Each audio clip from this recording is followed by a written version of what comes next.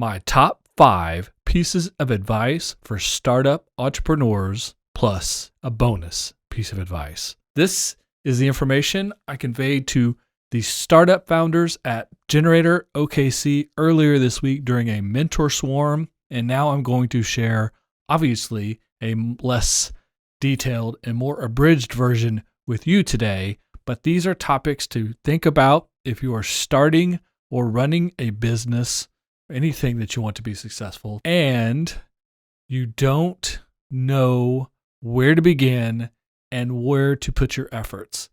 These are the top 5 tips for being more effective and efficient as you begin or refine your business. It's Saturday. I'm in the office. You know what that means, the Saturday Morning Hustle Podcast. No hyperbolic hustle culture, just brutally honest, straightforward business advice and motivation every Saturday for entrepreneurs, business owners, or anyone pursuing success. You can't just work 9 to 5 Monday through Friday and hope to become the next big thing. You gotta work smart, work hard, put in extra effort while everyone else is sleeping, playing games, or wasting time. Maximize bonus time to get more work done.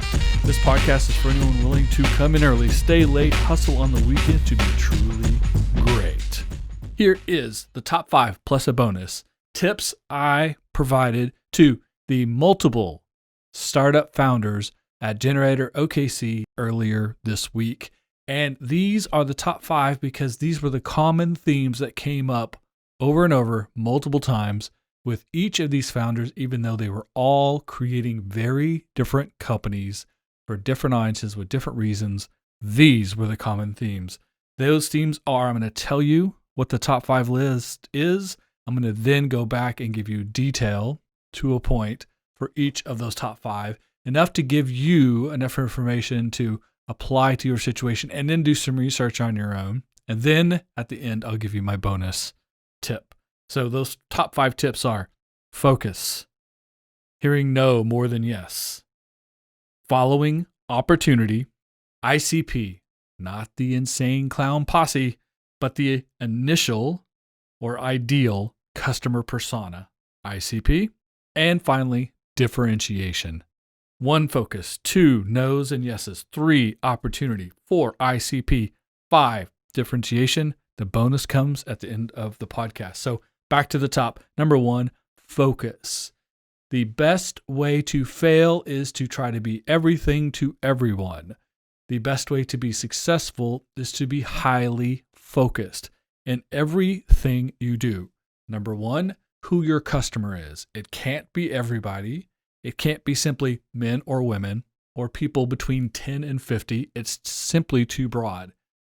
You have to be very focused on who your customer is, your ideal customer persona, ICP, that we'll talk about in a minute. You also need to be very focused on the product or services that you're offering, especially at the beginning.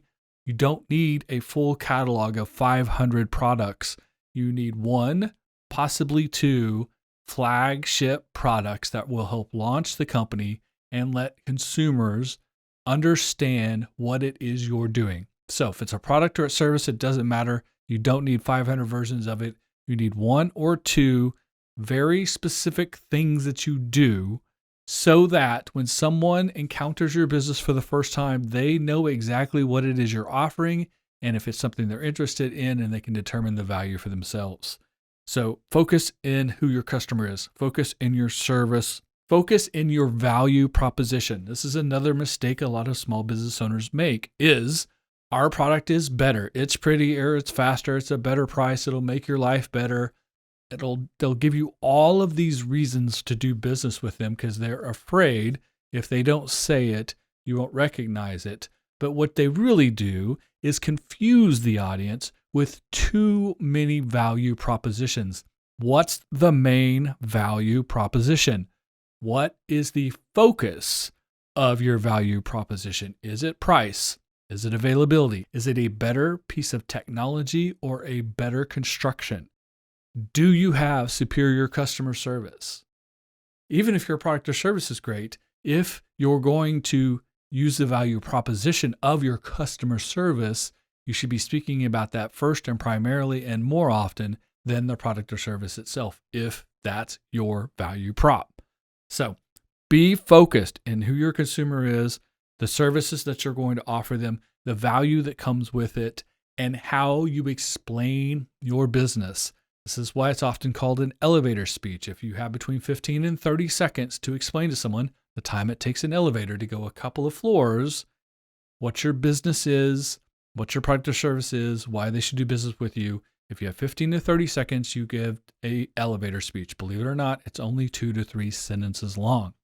You have to be extremely focused in order to deliver that, because very often all you get is 15, 20, possibly 30 seconds of someone's attention, whether they're trapped with you in an elevator or simply just consuming media in their regular life and don't have time or bandwidth to provide you more attention than that.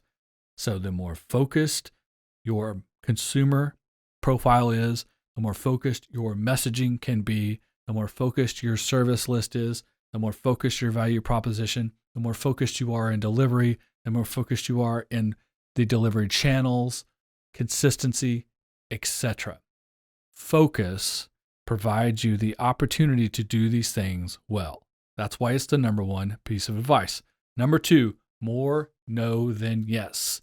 Everyone would like to be told you're going to be successful at all times and you're going to hear so many yeses and everything is going to be super easy. That's not reality. It's not even close to reality.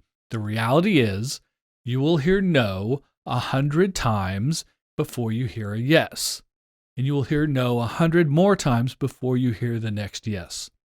Now that may sound depressing, but that's just the nature of business. I'm giving you reality here. I'm not blowing smoke up your butt. I'm telling you how it really works, because if you understand 1 out of 100, one yes out of 100 no's is actually on target, if you understand it's not you or your idea that's getting all these no's, it's the nature of how business is and how things get done, that's happening to other people as well, you can then continue through the process. If you think you will get 100 yeses and 1 no, that 99th no will probably break your spirit. You will quit and go home. That won't help you be successful at all. So don't let the system, the process, the nature of doing business crush your spirit with unrealistic expectation. Expect 100 no's, then a yes. And you'll continue on. You'll hustle through it. You'll build your system. You'll build your process. You'll build your attitude towards 100 no's, 1 yes. Then you'll continue on, and eventually you'll get enough of the right yeses to create a snowball effect of success. It's easier in year 2 and usually year 3 and easier in year 4 because you create that snowball effect. The first year, the startup phase, is the hardest because you have to go through so many no's to get to a yes. And this is for funding, for partners, for vendors, for your first customer and your second customer, etc. For everything that comes with business, you'll hear no. You'll hear no 100 times before you hear yes. If you have your mindset for that, you won't be crushed by that rejection. Tip number 3, follow the opportunity. In business, we often set out with an idea. We have a product or service. We have a solution. We have something we think is going to work. We get into the marketplace with our best bit of research and product development and audience feedback, etc.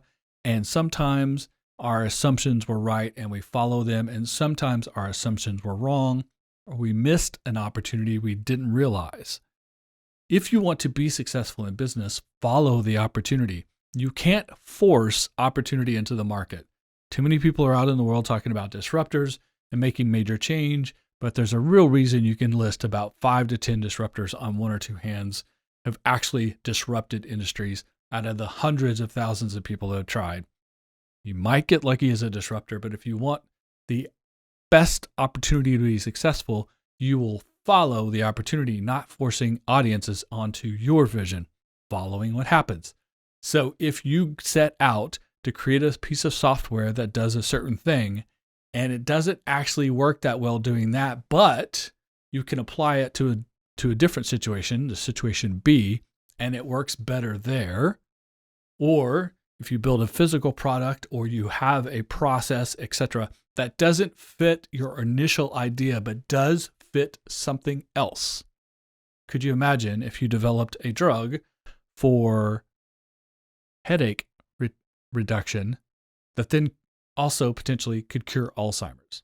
You would obviously follow that opportunity to cure Alzheimer's instead of dealing with headaches and things that would become in something akin to aspirin. So sometimes the better opportunity is not what you intended, but if you follow that opportunity and create success in your follow-up, go where the opportunity lies, make the best of the situation, apply yourself, and again, with focus and the other tips I'm giving you today, you have an opportunity to be successful in that space. It's not the success that you set out to create or your original vision, but it is success. So follow the opportunity to success. Do not try to bend the world to your vision of success. Now, this next tip was something I talked about with almost every startup entrepreneur in the program this year, and it's multiple program participants in the past. The ICP, the ideal customer persona, our initial customer persona. I like to talk about initial customer persona because it's important to understand as specifically as possible. And this is the key here too, specifically. It's doubling down on what we started with focus earlier. The customer persona. You must understand the person, not just anyone who could ever buy your product or service, but the person very likely to pay any price, be extremely happy with what you deliver with them, and then tell their friends and do business with you again. That person, how deeply you can understand them. You start with demographics such as male, female, age, geography, education levels, income levels, college degrees, etc. But you have to go deeper and further and more specific than that to find more detail about what motivates them. What motivates them to say yes to your product or service, to want to do business with you in the way you're capable of doing business with them, and what motivates them to find value in what it is you're offering. Sometimes those things are behaviors, such as how they vote, what type of job title they have, other interests, maybe kids or pets or hobbies, or things they studied in school, or ethnic backgrounds, or clubs or associations, etc. You have to dive deeper into the behaviors, not just the demographics. Understand them as well as possible.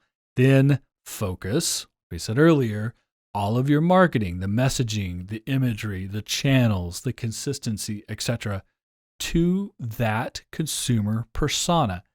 Literally put a name on your persona so that every time you create marketing, you create an ad campaign, you create a social media post, every time you do something that talks about the company, that explains the brand, that demonstrates the value proposition, you are speaking directly to that person you have named, that you know in detail. You know their age, you know their background, you know their preferences, you know their behaviors, you know the other things they've spent their money on, the things that they agree with and disagree with, the things that motivate them to do what it is you want them to do, which is do business with you. Ideal or initial customer persona is key. You can't just sell stuff to people. Anyone can do that, and most people will fail at it. If you want to be successful, you need to sell the specific thing to a specific person for a specific reason. Which is why you have to be focused. You're going to wade through more no's and yeses, and you have to follow the opportunity presented to you by defining your ICP, initial customer persona. I made a joke earlier about ICP is Insane Clown Posse. I hope you guys got that one. Kind of funny. Fifth point, differentiation. Another key that I say to every single business person and entrepreneur I think I ever meet. Differentiation. You do not win by being, there's this air quotes. I wish you could see me right now, but I'm doing the air quotes. You do not win by being better. Better is subjective. Better means different things to different people. Better is hard and sometimes impossible to actually demonstrate and explain to certain people. because everyone has a different vision of what is better, and what they're comparing you to, what they think you're better or not better than, is different again for each person. So unless you have a singular competitor, you're not going to demonstrate yourself as better in a crowded market. And you might think to yourself, well, I don't have that many competitors, but you're competing against your competitors that do exactly what you do, people that do things similar to what you do, or just competing with the customer, the consumer, not doing anything at all or spending their money in a completely different way, which when you think about it like that, you can't necessarily create an opportunity where you're better than all of those options. But you can be different. You can create a differentiation. How your product or service works, how you deliver it, the price point, the customer service, the value proposition, the tailoring, the detail, the specifics, what you understand about that ICP, and how you present the value proposition, focused and simple and as specific as possible, so that they get it immediately, they understand it, and they understand what is different about your offering than anyone else. The people who are looking for the difference that you're presenting will be the best possible consumer for you, that they will be your ICP, and they're likely to buy. And then if you simply deliver on what you promised, you will make them happy, you will meet the expectation set, then you have an opportunity for a happy customer, for a repeat customer, for someone who will provide referrals, who will actually do your work for you and go out and market you as a brand ambassador because they're so happy with what you delivered with them, because you were specific, you were different, you were focused, you provided what they were looking for in the way that they were looking for, you created an expectation and you met it. That is how business is successful. If you want your startup to get off the ground, if you want your existing business to do well, if you want your 100-year-old business to do great next month and next year, you'll be focused on differentiation. You will understand your ICP. You will wade through the no's to get to the yeses, because the key to success is the connection you make when you get the yes for the right reason. When you get the yes for the right reason because you explained yourself simply, succinctly, with focus. You have provided a value proposition to the right audience for all the right reasons because you understand your ICP. You will provide that differentiation. You will meet the expectations that you have set. You will create a customer for life, not just one time. That is ultimate success. Now, here's your bonus tip. It doesn't apply to everyone. This is why I made it a bonus and made this the number 6 tip today. So I'll give you this quickly. IP protection, your intellectual property protection.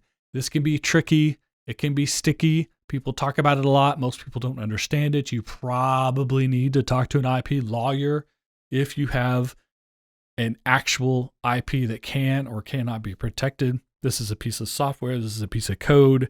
This is a unique, novel process. Some people get hung up on the word novel. They think it means to be funny. Novel means unique and distinct. So not everything can be protected. IP on everything can't always be protected. But if you will approach everything you do, even if you don't ever intend to file a patent, a trademark, etc., even if you don't intend to legally protect it, but think of your novel approach, what it is you do that's unique and different, that you could, if you had to put it into a patent filing, you would describe your product, your service, your delivery method, your organization has a novel approach in XYZ way. The reason you want to think about your novel approach is because of what I just said about differentiation.